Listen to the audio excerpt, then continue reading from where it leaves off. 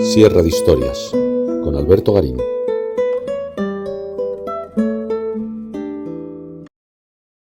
Los palacios del desierto son un conjunto de residencias de recreo, ciudadelas y fortificaciones que encontramos en el Valle del Jordán y sobre todo en el desierto de Siria.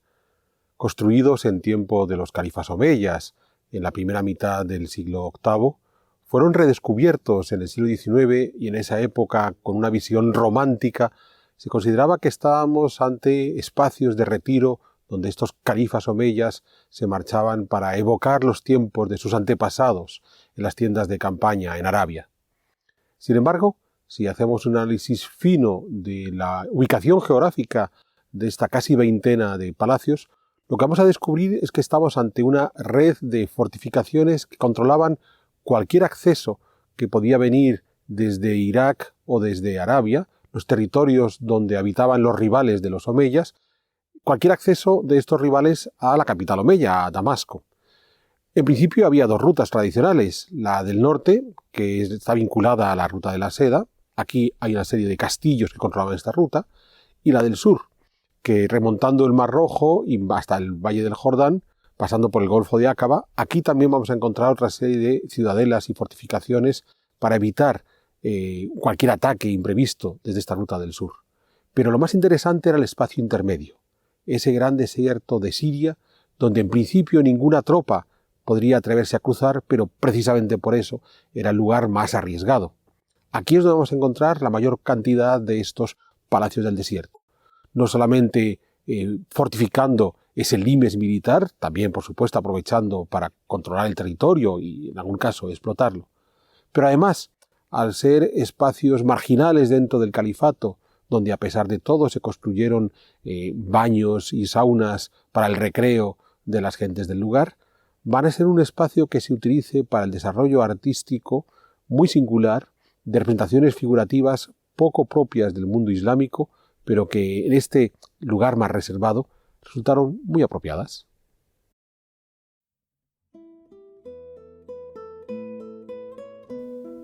En el año 680 murió Muawiyah I.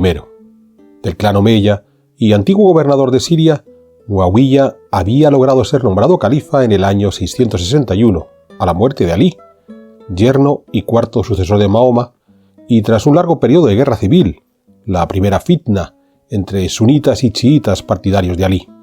Muawiyah había trasladado la capital del califato a Damasco, la ciudad donde llevaba residiendo ya 20 años y donde contaba con el mayor número de partidarios. A su muerte, había designado como sucesor a su hijo Yazid I, pero rápidamente una serie de enemigos se levantaron contra el nuevo califa, tanto en Arabia como en Irak. Los omeyas volvían a quedarse solo con el control de Al-Sham, la Gran Siria. Esta nueva guerra civil, la segunda fitna, habría de prolongarse hasta el 692, cuando Abd-el-Malik, de una rama secundaria de los omeyas, ya como califa, logró acabar con todos sus enemigos. Entre las medidas que tomó Abd-el-Malik para asegurar el trono para sí y sus descendientes, fue la creación de una serie de fortificaciones en la frontera que defendía a la Gran Siria, al-Sham, frente a posibles invasiones que pudieran llegar desde Arabia al sur, a través de la tradicional ruta del incienso, o desde Irak al este, por la famosa ruta de la seda. El paso del sur ya había sido una preocupación desde los tiempos de los primeros califas, cuando se aprestaban a dominar el imperio bizantino. Con el fin de controlar el acceso a Siria desde Arabia, se había fundado, a mediados del siglo VII, la ciudad fortificada de Ayla en el Golfo de Aqaba. Es muy probable que en esos tiempos iniciales de la conquista de Siria, los omeyas también ocupasen el oasis de Qasr al-Azraq, un castillo de origen romano, situado sobre la única fuente de agua potable permanente en el gran desierto sirio. Es cierto que la posibilidad de que un ejército enemigo decidiera entrar en Siria atravesando este desierto parecía remota, pero Abd-el-Malik y su hijo Walid I no lo vieron así, pues decidieron añadir hacia el año 700 otro fuerte aún más avanzado en Qasr al-Burq, creando un pequeño asentamiento alrededor de una antigua torre romana que controlaba una serie de piscinas naturales que se llenaban en época de lluvia. Ese empeño por controlar el desierto de Siria continuó ya durante el califato personal de Walid I entre los años 705 y 715. Así, ordenó construir dos nuevos asentamientos fortificados, el de Jabal Sa'is, quizás sobre un sitio bizantino previo, y Qasr al-Harrana. Este último, bastante bien conservado, es un gigantesco paralelepípedo flanqueado por torres que más que estructuras militares sirven como contrafuertes. Hacia el exterior, además de su único acceso, el edificio presenta numerosas saeteras que han querido verse como elementos de poliostética. Sin duda, en caso de ser sitiados, esas ventanas podrían haber servido para situar arqueros con los que defenderse. Pero todo apunta a que su forma estrecha responde más a las condiciones climáticas del lugar, evitando grandes aberturas exteriores que dejasen entrar el calor o los fuertes vientos. El interior se organizaba en torno a un patio central al que se abrían dos niveles superpuestos de habitaciones. El patio debió contar con pórticos y galerías en todo su perímetro, lo que garantizaba la sombra a esas habitaciones. Qasr al-Harrana bien pudo funcionar como caravanserai para los mercaderes que cruzaban la zona, pero sobre todo para las guarniciones que quisieran controlar el territorio. Aún más compleja fue la pequeña ciudad que Walid I hizo construir en la ruta entre Damasco y Beirut, Anjar.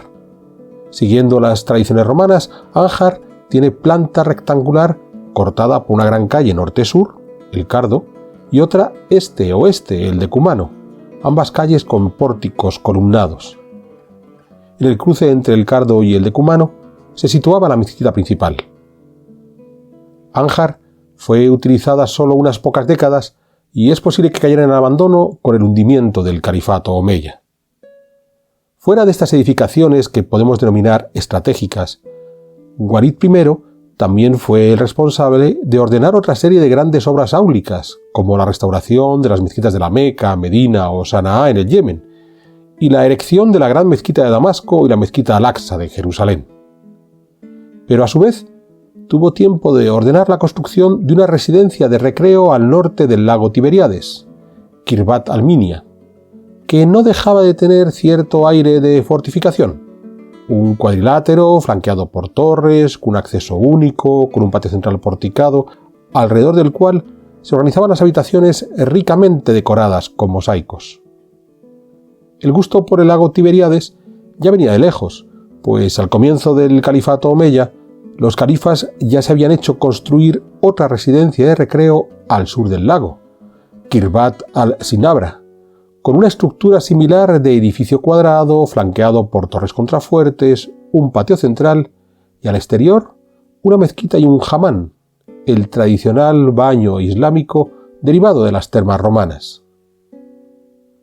En tiempos del califa Yazid II, otro de los hijos de Abdelmalik, que gobernó entre los años 720 y 724, las nuevas construcciones se centraron en Amán y su periferia. Amán, hoy capital de Jordania, fue la Filadelfia romana, una de las ciudades del Decápolis y parada obligada cuando la ruta del incienso que llegaba a Acaba tomaba dirección norte para remontar el valle del Jordán por su vertiente oriental. Hemos de pensar que el empeño por fortificar Amán y defender las fuentes de agua de la zona buscaba asegurarse el flanco sur de los caminos que iban desde Damasco hacia Arabia. Es cierto que no tenemos una fecha exacta de la construcción de la ciudadela de Amán. Aunque tradicionalmente se consideraba de los tiempos de Walid I, hoy se da una datación más tardía, pudiendo haber sido levantada en los tiempos de Yazid II. Al estar enclavada en una colina en forma de L, por encima de la vieja polis romana, la traza de la ciudadela es un tanto irregular. Además, en esa colina existían tanto un templo dedicado a Hércules como una iglesia bizantina en el sector sur, por lo que la construcción omeya se concentró en el área norte de la colina, a lo largo de una avenida que arranca en la mezquita, entra en la zona noble a través de un vestíbulo cupulado restaurado en las últimas décadas, junto al que se situaba una gran cisterna, para llegar así al sector palaciego. No podemos dejar de señalar la presencia de los arcos ojivales que conforman la estructura del gran vestíbulo, junto con arcos de herradura que son empleados como meros elementos decorativos, por tanto, la tradición constructiva propia de la Siria romana, de combinar ambos tipos de arcos. Más allá de la ciudadela, de los tiempos de Yazid II, tenemos, al sur de Amán, Qasr al-Kastal. Vuelve a ser una de esas construcciones a la vez fortificación y residencia que permitían controlar las fuentes de agua de la zona, administrar el territorio, ofrecer un espacio de recreo y todo sin dejar de ser un puesto militar, en este caso protegiendo el flanco sur de Amán. Al sureste de esta ciudad tenemos Qasr al-Muwakkar, del que aún quedan menos restos que en Al-Kastal, en esencia una gran cisterna. Finalmente, no lejos de Al-Muwakkar, algo más al este, tenemos Qasr al-Mushash, un nuevo recinto fortificado de planta cuadrada, hoy muy arruinado, que controlaba un wadi de la zona que cuando el agua corría por él, servía para llenar la cisterna de esta fortificación. A la muerte de Yazid II, fue nombrado califa otro hijo más de Abdelmalik, Hisham. Todo indica que Hisham decidió completar la serie de fortificaciones alrededor de Amán con la construcción de Qasr al-Halabat, que servía tanto para controlar el territorio como para proteger una fuente de agua y episódicamente como espacio de recreo. Al-Halabat se encuentra situado en lo alto de una colina. Tiene una planta regular, está flanqueado por torres con un acceso único, organizado en torno a un patio central que comunica con las estancias interiores, algunas de las cuales están decoradas con paredes recubiertas de mármol y los suelos con ricos mosaicos en los que aparecen representados animales y motivos vegetales. Al exterior de la fortificación quedó la mezquita, a la que se accede a través de un pequeño pórtico construido con arcos ojivales. Al pie del cerro de Al-Halabat, posiblemente donde se localizaba la principal fuente de agua, se levantó un hamán, el de Ash-Shara. Vemos que es una constante el hecho de aprovechar la presencia del agua para tener unos baños, algo que podría parecer un lujo si no fuera porque sobre todo es una cuestión de higiene. Además, en gran medida son baños de vapor, más que de agua, y en cualquier caso, la idea era reaprovechar esa agua para, por ejemplo, dar de beber a los animales. Pero más allá del control sobre la ruta que llevaba hacia Arabia, con estos palacios construidos en torno a Amán, Hisham se preocupó por fortificar el camino que unía Damasco con Irak, con los valles altos del Tigris y el Éufrates, la ruta tradicional de la seda que pasaba por las cercanías de la ya decadente Palmira. Aquí, en el 727, Hisham va a hacer levantar Qasr al-Hayr al-Garbi, es decir, el Castillo del Oeste, una fortificación que vuelve a retomar el modelo ya visto de la ciudadela de planta regular, flanqueada por torres y organizada a partir de un gran patio central. El acceso principal de Al-Hayr al-Garbi, una impresionante puerta monumental, fue trasladado a Damasco, donde hoy es la entrada al Museo Nacional de Siria. En el 728, 150 kilómetros más al este, Hisham ordenó la construcción del Qasr al-Hayr al-Sharqi, el castillo oriental, con lo que se aseguraba aún más el control de esta vía de acceso desde Irak hacia Damasco. Al-Hayr al-Sharqi está formado por dos conjuntos fortificados. El principal, siempre de planta regular, flanqueado por torres contrafuertes y con un patio central donde tenemos una gran cisterna. Y al este, una segunda fortificación de dimensiones más modestas que pudo funcionar como espacio residencial. Aún al califa Hisham se le atribuye otro de estos palacios del desierto, en este caso en el oasis de Jericó, en Palestina. Aquí volvemos a estar ante una residencia de lujo aún más fastuosa de las que sus predecesores se hicieron levantar en torno al lago de Tiberíades. Aunque inicialmente el palacio de Hisham en Jericó volvía a ser una fortificación cuadrada, flanqueada por torres, con acceso único y organizada en torno a un patio interior, al norte se construyó un segundo patio, donde se colocó la mezquita, y a continuación una gran sala de recepción rematada por un hamam, todo ello decorado con vistosos mosaicos que han sido restaurados muy recientemente. Para homogeneizar el conjunto, se creó un patio exterior al este, donde se levantó una fuente monumental. Este gusto por aprovechar al máximo las ciudadelas fortificadas como residencias de lujo quedó aún más patente con las obras del califa Walid II, hijo de Yazid II y sobrino y sucesor de Hisham, que gobernó brevemente entre los años 743 y 744.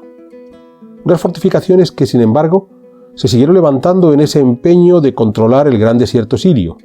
Recordemos, ese territorio inhóspito que separaba Irak al norte y Arabia al sur de Siria. El camino menos esperable a tomar por los posibles rivales musulmanes y quizás por ello el más necesario controlar para evitar sorpresas. Walid II, a la red de fortificaciones que habían hecho sus predecesores, añadió 3 más. Qasr Bayir, situado en la cercanía de un wadi, Qasr Tuba, también en la vecindad de un wadi, fortificación de traza regular, de la que aún se conservan algunas estancias abovedadas, y Qasr Amra, quizás el más famoso de todos los castillos del desierto por las pinturas con las que está decorado.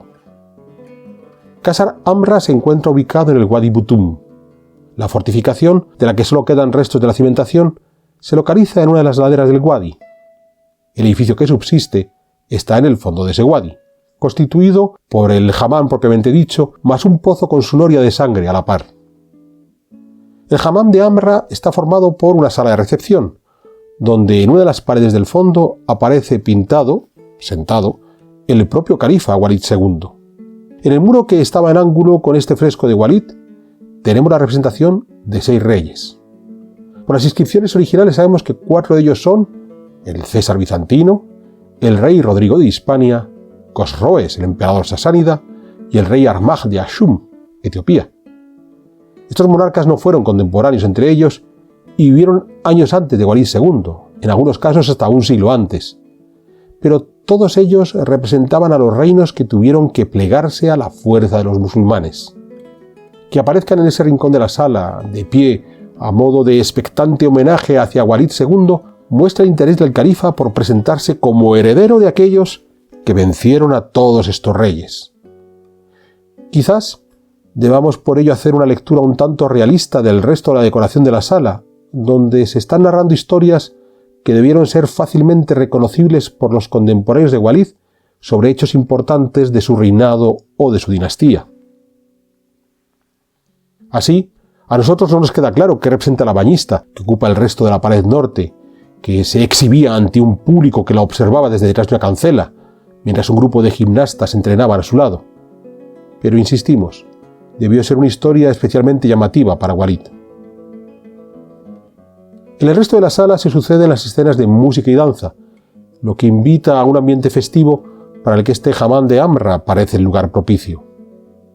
Aunque es cierto que en una de las bóvedas de cañón de esta sala de recepción también contamos con una interesante galería de personajes relacionados con la construcción, albañiles, carpinteros y otros tipos de operarios.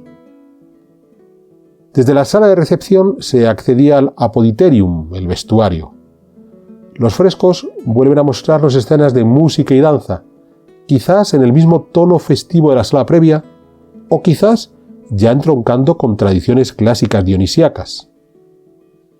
Del apoditerium se pasa al tepidarium, la sala templada, donde de nuevo tenemos una serie de imágenes que se han pretendido vincular con la mitología clásica.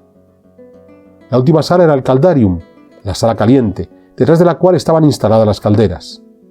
En la cúpula del caldarium se pueden reconocer las constelaciones del hemisferio norte y hasta un zodiaco. Es cierto que la factura de estos frescos no es de la mejor calidad, pero hay un claro esfuerzo por contar un relato que, si bien se nos escapa hoy, salvo por las figuras bien identificadas del califa de los reyes, debió ser claramente comprensible para los contemporáneos de Walid II. Para tratar de entender ese relato, donde parece mezclarse orgullo dinástico por el gusto por los placeres más mundanos, hemos de recordar que Walid II, cuando aún era príncipe, fue criticado por su vida inmoral y su gusto por la fiesta y el alcohol. Es posible que una vida tan heterodoxa permita explicarnos la singularidad de los frescos de Amra, pues si bien es cierto que en este mundo omeya hemos ido viendo otras representaciones figurativas, las pinturas de Amra son particularmente excepcionales en el mundo islámico. Ojo, era posible encontrar representaciones figurativas incluso con una alta carga erótica, como podemos ver en el brasero de Al-Fudain, de este mismo siglo VIII, encontrado también en Jordania, en Mafraq. Es probable que en ambos casos, los frescos de Qasr Amra y el brasero de Al-Fudain no estuvieran hechos para ser vistos por cualquiera. De ahí el mayor atrevimiento a la hora de hacer las representaciones figurativas. Qasr Amra se encontraba situado a una veintena de kilómetros al oeste de Qasr Azraq, ese gran oasis que vimos al principio, bien conocido desde los tiempos romanos, y a una quincena de kilómetros al este de Qasr al-Harrana, el posible caravanserai de 2 niveles levantado en tiempos de Walid I a principios del siglo VIII. Que Walid II se empeñara en construir a tan corta distancia de otras 2 fortificaciones previas muestra el empeño por colonizar este territorio limítrofe de la Gran Siria. Algo que vemos refrendado cuando hizo levantar su última construcción, Qasr al-Mushata, al sur de Amán, no muy lejos de las construcciones levantadas por su propio padre, Yazid II. En Qasr al-Mushata volvemos a tener el modelo de construcción cuadrada, flanqueada por torres contrafuertes, con un acceso único y un patio central articulando todo el interior. El gobierno de Walid II fue inestable y terminó con su asesinato en el 744, dando paso a una nueva guerra civil, la tercera fitna, en la que se sucedieron 3 califas en pocos meses. El último de ellos, Marwán II, cometió el error de abandonar la seguridad de Siria para trasladar su capital a Harrán, en la Alta Mesopotamia, hoy al sur de Turquía. A partir de ese momento, todo el imperio se fue sublevando. Marwán II terminó por regresar a Siria, pero ya era demasiado tarde. Los rebeldes en Persia e Irak fueron agrupados bajo un nuevo líder, Abu al-Abbas, quien logró que sus ejércitos derrotaran a Marwán II. Abu al-Abbas, ya como califa, el primer califa abasí, tomó Damasco y trasladó la capital del califato a Kufa. Su sucesor al-Mansur la instalaría definitivamente en Bagdad. De esta forma, Siria perdió la preeminencia que había tenido en el último siglo, y todo el sistema defensivo y de control del territorio que habían creado los omeyas, esos palacios del desierto, fueron perdiendo importancia cuando no directamente abandonados. Cuando fueron redescubiertos a partir del siglo XIX, esos palacios fueron explicados con la visión romántica de las 1001 noches, como lugares de retiro donde los califas iban a disfrutar de los placeres más materiales, al tiempo que evocaban la vida en el desierto de la Arabia de sus antepasados. Puesto que en todos los casos los palacios del desierto se apoyaron sobre fuentes permanentes o episódicas de agua, los califas supieron sacarle provecho, construyendo baños en casi todos esos palacios. Pero no había ninguna evocación romántica del pasado árabe en el desierto.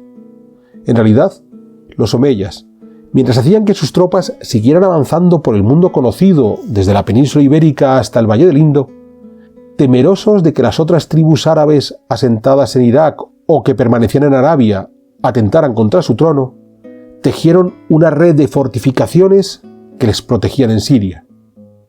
Pero de nada les sirvió. Esos enemigos que aguardaban en Oriente terminaron por acabar con ellos, y los palacios del desierto cayeron en el olvido.